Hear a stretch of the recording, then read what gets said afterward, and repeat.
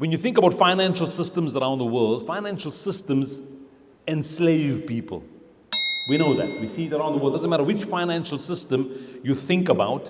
Look around the world. People are suffering. People are enslaved financially.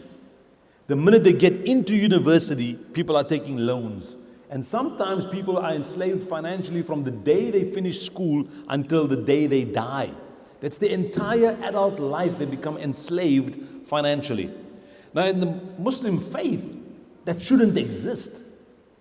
Financial enslavery should not exist. So when we change the narrative of zakah and waqf from financial systems being enslaving to empowering, that has to happen.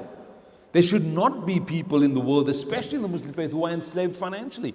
But we followed a financial system and a narrative for decades, if not centuries, that enslave us all the time. We're constantly borrowing money, constantly trying to chase that elusive financial success, so to speak. And we have financial models in our hands that empower us and should not enslave us. So I think that's the first reason I think the narrative needs to change.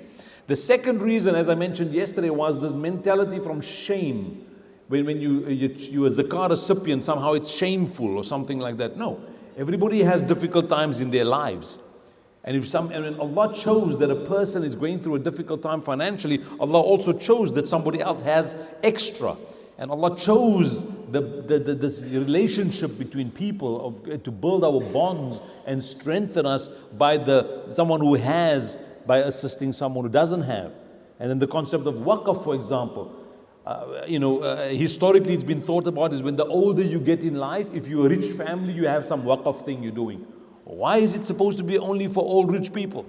What happened from the beginning to be conscious of waqf as a wealth building tool for the next generations? We all want to leave something for our families, a legacy, and people want to leave homes and properties, whatever. How about leaving for the community to build strength? And we're always looking at other communities. Oh, other communities are unified and they work together, they support each other. Well, waqf is a way we're supposed to support each other for the future generations. So that the next generation, the next group that grows up after us should not have the same struggles we had. Every generation, Allah gives them their own test.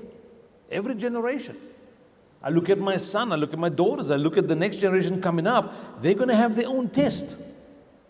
But at least the challenges we experienced, we should be setting up waqf systems to be able to alleviate those issues. Because when my father grew up, he didn't have a tertiary education, but he made it easier for me to have one, obviously. I'm going to make it easier for my children. But why do we only think about our own? Why don't we think about the community at large? That's why the narrative of waqf needs to change. So this is important from my perspective.